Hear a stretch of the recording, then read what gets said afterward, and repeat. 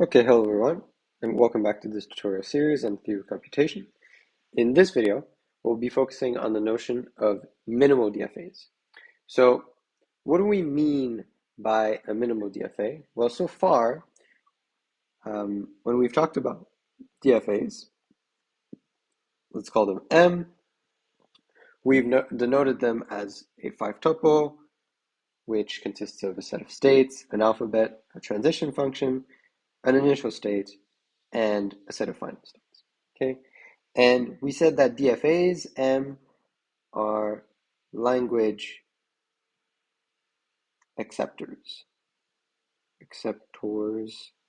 Not quite sure if that's an O or an E, but let's just roll with it. Or language recognizers. Okay, so in other words, you have this machine M. Okay, so you have this machine M, and you give it strings, and it either tells you yes or it tells you no, right? And you take all of the strings where the answer is yes, okay, and that gives you the language accepted by the machine. Okay, that's essentially what we've been talking about when we were talking about DFAs. Now, there's an interesting question that can arise from creating machines, from creating these DFAs, is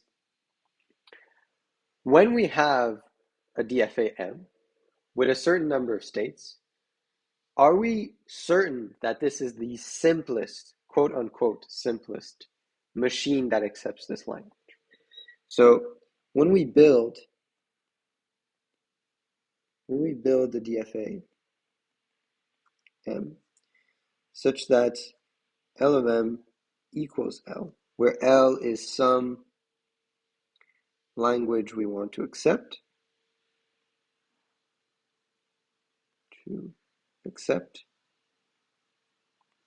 okay? Is there some notion of simplest machine or simplest DFA? Is there a notion of simplest, quote unquote, because what do we actually mean by simplest DFA? Such that the language accepted by this DFA is L, such that it accepts L, right? Because clearly for any arbitrary language L, right, for any L, there exists an infinite number of DFAs that accept it. Okay, so this might seem surprising, but why is this true? Because you can just take some machine M, right?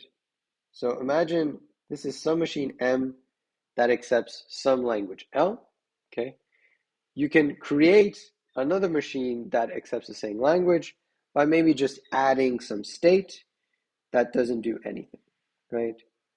So you can just add some useless state with some useless transitions. This is a valid DFA. It's this larger DFA is a valid DFA, right? It has a new set of states, which is just the union of the set of states of M with this additional state Q. And it has a valid transition function, right? It's just that this state here is useless, right? It's useless because it doesn't do anything, right? And you can imagine you can add an infinite number of these useless states, and these infinite number of machines, okay, they're going to be accepting the same language. And so clearly, it's trivial to prove that for any language L, there exists an infinite number of DFAs that accept it, okay? But now that's how you go above, and so that's how you create a larger and larger number of states. But what about reducing the number of states, okay? So what about reducing the number of states, okay? And that's kind of where we're headed when we talk about simplest DFA. So you can think of the most simple DFA to accept a language as the one that has the smallest footprint, right? The smallest memory and computational footprint. And where does all the computation come from in DFAs? Well, they come from the states and what the transitions do with those states, right? But the less number of states you have, the more, let's say, computationally efficient your machine is, right? Because to accept one string in a much larger machine, which has a much larger number of states, perhaps you need a lot more transitions, right? Perhaps you need a lot more number of transitions, okay? So there's two questions that kind of naturally arise when we think of the number of states and the smallest possible number of states for some machine. So the first one is there some way of reducing any machine M to the smallest possible machine that could exist to accept it, okay?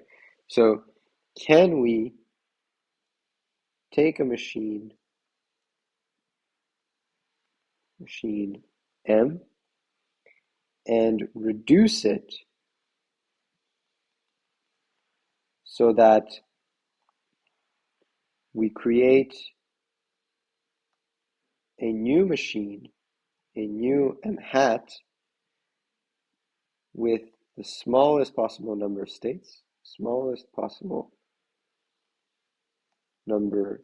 states, such that it accepts exactly the same language, okay? And in fact, the answer to this question, right? So this is a question, it requires a question mark. So the answer to this question is a resounding yes, okay? And it's going to be the topic of the next video where we introduce the state reduction algorithm, right? So the name reduction is right in the name of the algorithm, right? We're reducing the number of states of a machine to produce a smaller machine where there can be no fewer states to accept the same language, okay? So that's the very first question.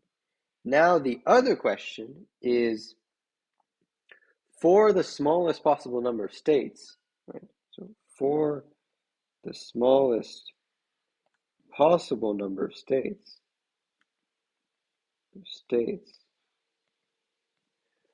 is there more than one machine that accepts the same language, right?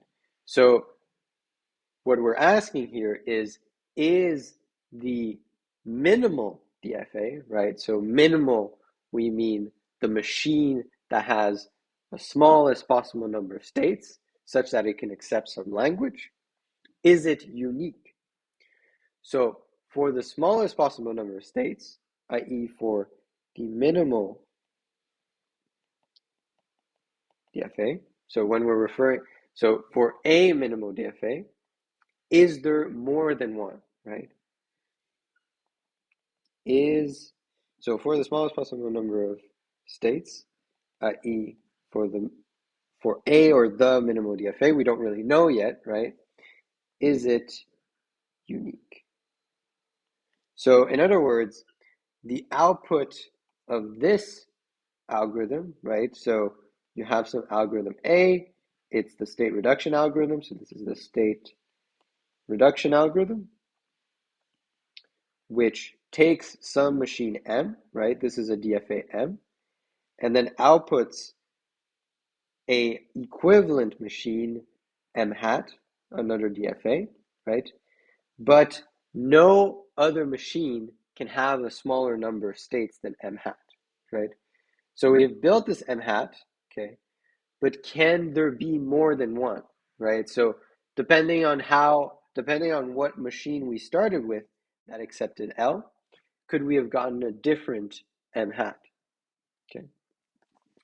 And in fact, the other resounding and very surprising answer to this second question is also yes.